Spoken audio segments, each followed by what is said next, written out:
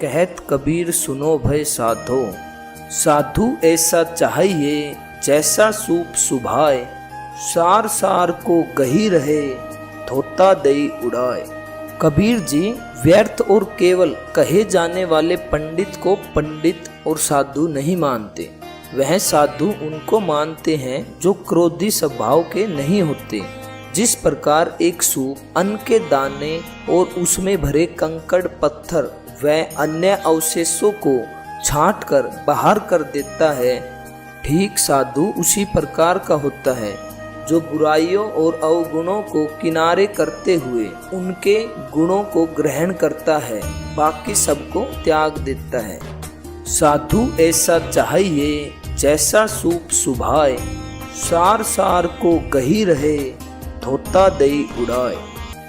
लाली मेरे लाल की जित देखूं तितलाल, लाली देखन मैं गई मैं भी हो गई लाल। कबीर दास जी यहाँ अपने ईश्वर के ज्ञान प्रकाश का जिक्र करते हैं। वह कहते हैं कि यह सारी भक्ति, यह सारा संसार, यह सारा ज्ञान मेरे ईश्वर का ही है, मेरे लाल का ही है, जिसकी मैं पूजा करता हूँ और जिधर भी देखता हूँ उधर मेरे लाल ही नजर आते हैं। एक छोटे से कण में भी, एक चींटी में भी, एक सूक्ष्म से सूक्ष्म जीवों में भी मेरे लाल का ही वास है। उस ज्ञान, उस प्राण, उस जीव को देखने पर मुझे लाल ही लाल के दर्शन होते हैं और नजर आते हैं। स्वयं मुझ में भी मेरे प्रभु का वास नजर आता है।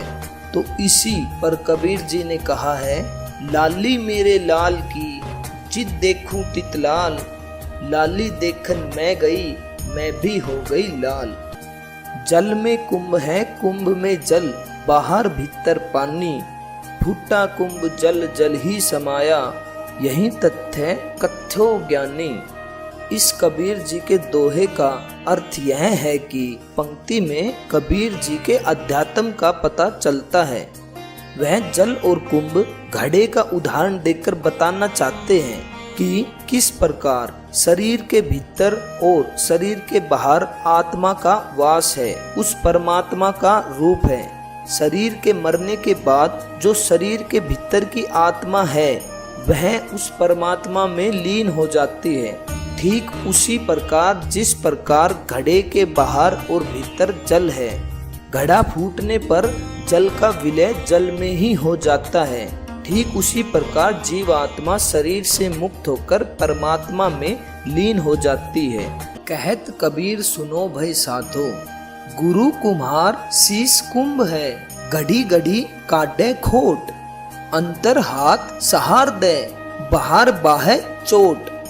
इस दोहे का भावार्थ है, गुरु ही शिष्य के चरित्र का निर्माण करता है।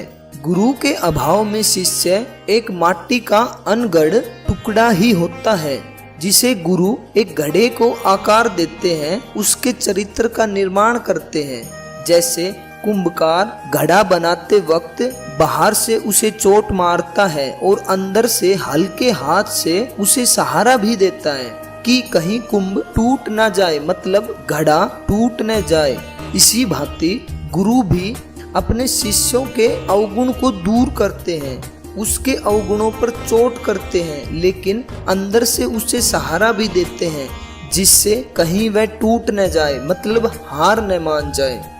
तो इस दोहे के माध्यम से कबीर जी ने यही बताया है, गुरु कुम्हार शीश कुंभ है, घड़ी घड़ी काढ़े खोट, अंतर हाथ सहार दई बाहर बाहे चोट। कहत कबीर सुनो भई साधो, कबीरा यह घर प्रेम का, खाला का घर नाही, शीश उतारे हाथी करी, 100 पैसे घर माही। इस दोहे का भावार्थ है, भक्ति कोई आसान कार्य नहीं है जिसे हर कोई अपना ले। यह किसी रिश्तेदार, मतलब खाला या मौसी का घर नहीं है जहाँ हर कोई बगैर प्रयत्न के ही प्रवेश कर जाए। भक्ति मार्ग पर अपने शीश को, मतलब अभिमान को, अहंकार को काट कर धरती पर रखने के उपरांत प्रवेश मिलता है। भाव है कि माया को छोड़ना उतना आसान भी नहीं है जितना कहना होता है। माया में जीव स्वयं को सुखद महसूस करता है, वह माया में ही रहना चाहता है और उसे माया को छोड़कर भक्ति मार्ग में आगे बढ़ने के लिए त्याग वैराग्य अपनाना पड़ता है, जो कतई भी आसान नहीं है। माया के अतिरिक्त व्यक्तिगत दुर्गुणों, काम, क्रोध, मोह माया आदि का भी त्याग करना पड़ता है। भक्ति मार्ग सुगम भी बहुत है उनके लिए जिन्होंने स्वयं पर नियंत्रण स्थापित कर लिया है, जिन्होंने सब कुछ त्याग दिया है अपने मन से। प्रेम या भक्ति को प्राप्त करने के लिए किसी बाह्य बल की या जतन करने की, कर्मकांड करने की, पूजा, तीर्थ आदि की आवश्यकता नहीं है। यह तो आंतरिक है। आंतरिक बल लगाने से आश्चर्य है जब अहम मतलब अहंकार शांत हो जाए। यह बल बहुत बड़ा है जिसे लगाने के लिए साहस की आवश्यकता होती है। इसमें त्याग की आवश्यकता है, एकांत की आशा है, जहाँ सस्ती लोकप्रियता बहुत छोटी हो जाती है। जो स्वयं के शीश मतलब अहम को लेकर फिरते हैं वे यूं ही भटकते ही रहेंगे, उनकी मुक्ति निश्चित नहीं है। सब छोड़ना क्या आसान है। मान मर्यादा, वैभव, जमीन, रिश्ते नाते ये सब छोड़ने से आशय है कि इनमें अपने मन को उलझाना नहीं है। आखिर में जाना अकेले है और वह भी खाली हाथ। यह समझ में तो आ जाता है पर व्यवहार में इसे लाने में बहुत ही अधिक समय लगता है। तो कबीर जी ने प्रेम या भक्ति के मार्ग पर चलने के लिए इस दोहे के माध्यम से बताया है।